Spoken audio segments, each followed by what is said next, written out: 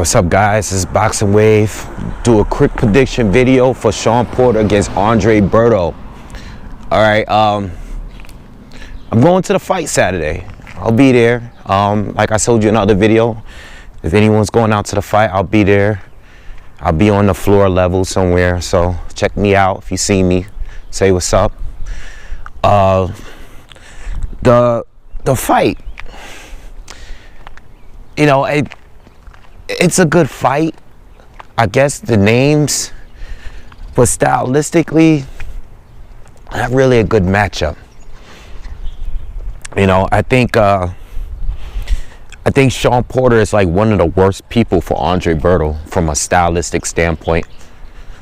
You know, in welterweight right now, I think Berto has he's definitely past his prime, but he still beat a lot of people.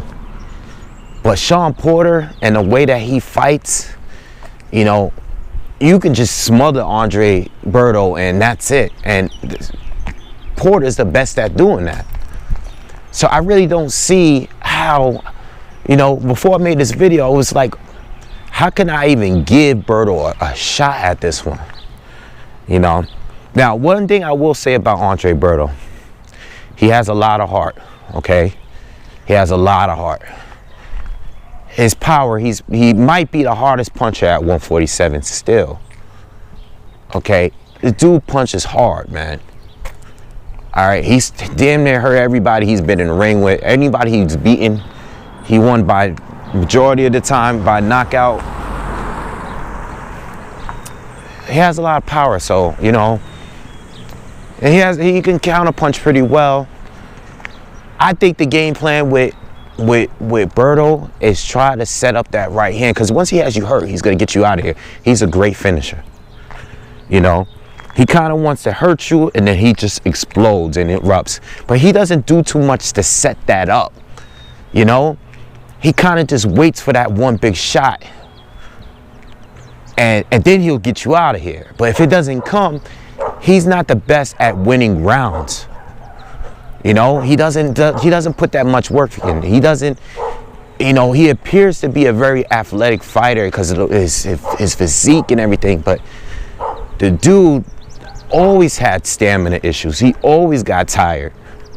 That was always his biggest problem, in my opinion. And his punch output is very low, you know, and he doesn't do combinations. He doesn't really give you anything to worry about. You know, I think his best way of beating Shawn Porter is by knockout. He's not going to beat Shawn Porter round after round. He's not doing that. He has to set a trap and catch Shawn, and that's one thing he's good at doing, because he's done it in the past. There's rounds, even in the Victor Ortiz rematch, I thought Berto was losing. You know, I thought he was being outboxed. Even the Josecito Lopez fight, I thought he was being outboxed. I don't need to talk about the Mayweather fight. There's no point talking about that. You know, he took that loss, but that was Floyd Mayweather, so it's whatever. But, man, I just, you know, outside of him catching Porter with a good shot and putting him to sleep, there's no way Berto could win this fight, man. He has to knock Porter out. He has to catch Porter with something while Porter's leaping in. Catch him with that uppercut. You know, catch him with a right hand. I mean, he could definitely hurt Porter, but Porter in his style, he's too quick. He's too quick on his feet. Porter got fast hands, and he's all over you, man. He's like, he's not gonna be, he's not like these other guys, you know. We see what Guerrero did to Berto back in the day. Porter's worse than Guerrero, man. Porter's harder. He's tougher than Guerrero. You know, he's tougher, and he's durable, and he's very durable. You know, I'll give him a pass for the Soto Karass loss because his arm was injured. He was fighting with one hand, so I'll give him a pass for that. Plus, he was beating Soto Karass too for the majority of that fight. But, you know, when you're getting outboxed by Josecito Lopez, man, you know, and you know what? That might have been part of the game plan, you know? That might have been his game plan. I mean, yeah, Berto was never hurt. You know, he was never hurt. But Shawn Porter's just going to outwork him, man. I see Shawn Porter winning this one by a unanimous decision, man, or even by stoppage. Shawn Porter could very well stop Berto, not because of a knockout, like one punch or anything. Berto's down. If Berto goes down, he's getting up. I'm not worried about that. It's that Porter outworking this guy. I see Berto being tired on the ropes, having nothing left, and the ref just jumping in and stopping the fight. That's how I see the fight ending if it doesn't go into decision. But if Berto wins, has to be by knockout, and there's a chance he might get it. It's possible that he might get the knockout, but he doesn't have. He doesn't have a variety of skills, you know. He doesn't give Shawn Porter much to really think about, you know. It's not much there. Berto's a very limited fighter, and he's not great on defense, okay? You know, if he's not, he guards with it. He has a high guard. He keeps a high guard, and that's it. It's easy to go to his body, which Shawn Porter is great at doing. It's easy to go to Berto's body. It's easy to get him on the ropes. It's easy to swing him around and bully him, all right? A lot of these fighters have done it, okay? Berto has terrible balance when he's on the defense. If you look at his legs, he's always, you know, he gets hit with a shot and it almost looks like he's about to fall over. He looks like a physically strong guy. He has that appearance, but you can actually swing him around and bully him and manhandle him, you know? I like the card on this fight.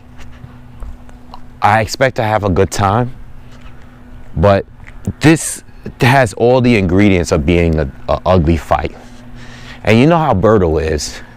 You hit him with a good shot, he wants to make it look like he didn't get hit or it didn't bother him. And he likes to complain to the ref. So if Porter's being very physical with him, you can always picture him. You can always picture Andre Berto complaining to the ref about getting hit in the back of the head and, you know, stuff like that. So it definitely has the ingredients to be an ugly fight. I think Porter's gonna win this by a landslide, whether it's by decision or stoppage. It definitely won't be a knockout stoppage. It'll be a TKO. Or it'll be a unanimous decision. You know, I don't really see Berto winning more than 3 rounds, honestly, if it goes to decision. No more than 3. Just a bad stylistic matchup for Andre Berto. I wouldn't say Berto is done if he were to lose this fight. I wouldn't go that far with saying that he's done. It's just that as far as his title dreams or chances of winning a title, I don't think so. You know, I mean, he'll be a good matchup for some of these other guys coming up, or some of the other top contenders. You know, there are people that he might look good against, you know, like the mid-level top fighters. Maybe not the very elite of the division, but there's some other fighters that he would look good against fighting, you know. A Danny Garcia in the future, maybe a Lamont Peterson in the future, you know. I just don't know if Al Heyman guys will actually fight the HBO guys, maybe even a Jesse Vargas, you know, something like that.